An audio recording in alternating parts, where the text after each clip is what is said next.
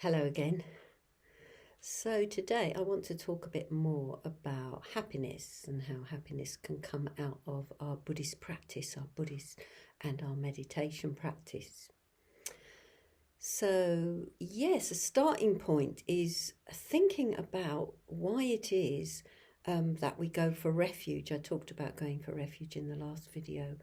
Why we go for refuge to things that aren't of benefit to us. Because we do know what is of benefit to us.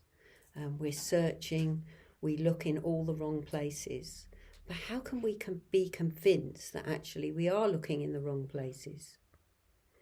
So, well, partly I think it's a matter of experience and also of honesty and awareness of looking at our experiences in life and seeing the way that we revolve, as it says in one text, like a bee buzzing round and round a pot, endlessly going round in circles of habits and behaviour. So that's what we're doing most of the time. I think we can see that clearly in aspects of our life that don't go very well. If we look into those, we can usually see that actually we're perpetuating habits that we haven't been able to step out of. Whether that's addiction or perhaps everyday circumstances such as in relationships. Maybe we've got a habitual experience in our relationships, our sexual relationships. Maybe, for example, we're always looking for love. And we think that if we find the right person, somebody to love us, then, all our difficulties will be solved. We'll be able to really love then if we're really loved.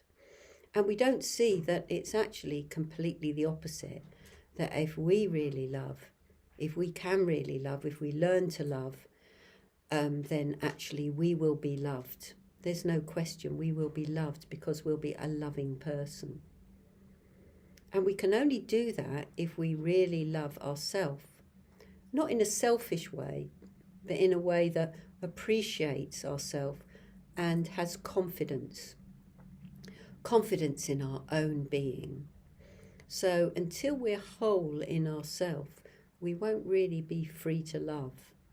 And that's what's particular about Buddhas and Bodhisattvas. They are completely whole in themselves. They don't rely for their states of mind on outside circumstances beyond themselves. So they take responsibility for what is in their mind, and that's something that we find it very difficult to do, to take responsibility for what actually is in our mind. So it's easy to fall into blaming, thinking that things aren't fair perhaps, or that things never go our way, or having a low view of ourselves. That we're never going to be able to achieve what we want to achieve, that we'll never have the right circumstances. So kind of running ourselves down. And that, of course, is why we do the practice of the metta bhavana, the meditation on loving kindness, because we need very clearly to have enough love for ourselves. And that gives us immense confidence. It's a bit like we fill up those little aspects of ourselves that feel empty and needy. And once they're full up, we can overflow. We can overflow with confidence and love. Real confidence. I'm not talking about bravado or false confidence, but we will have to spare positivity that we can then share with others. And that is immensely satisfying and gives us a sense of joy and fulfillment and happiness. So when I'm talking about happiness, I'm not actually talking about what we think of as happiness, because often we think of happiness as something rather excitable, rather elated, say. And actually real happiness is a lot deeper than that. So I'm going to say something that may seem quite controversial. I think we can be happy even if we are a person who suffers from depression, anxiety, and those deep temperaments perhaps that we have got, we can still be happy. And that is, we can be happy in knowing the truth of reality. We can be happy in the way of contentment and peacefulness.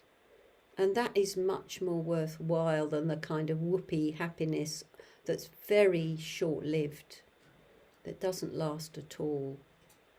So happiness or contentment or peace relies on us being able to really penetrate through to what really matters, to seeing that the things that we chase after are not worth it, that they are. It doesn't mean we don't have them.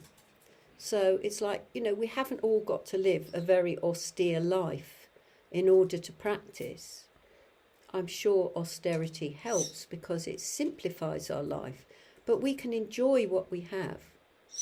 But how strongly do we grasp after it? How strongly do we hold on to what we find it difficult to let go of? It's as if building up all these protections around ourselves of money, of whatever it is, of material things is somehow going to protect us. And of course it isn't going to protect us from anything. And we're not going to be able to take any of it with us anyway. So we can hold it all lightly. And it's very confidence building if we can hold it lightly. It's like we should be able to live in any circumstance that, within reason, and be able to appreciate being alive, being in relation to others, having a sense of groundedness and mindfulness.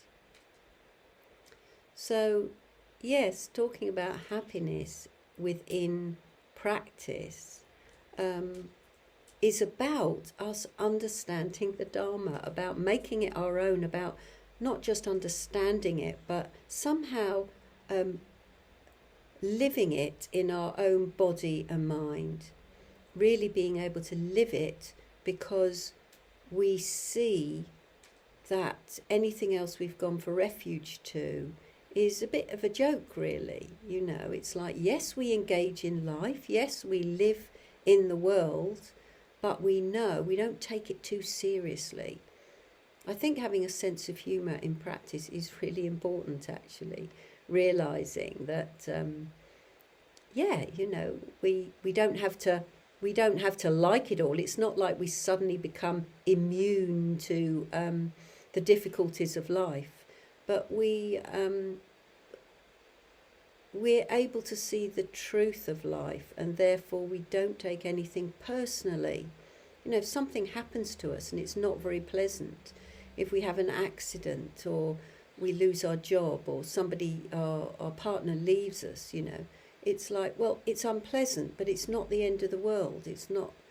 They can be great sources of practice.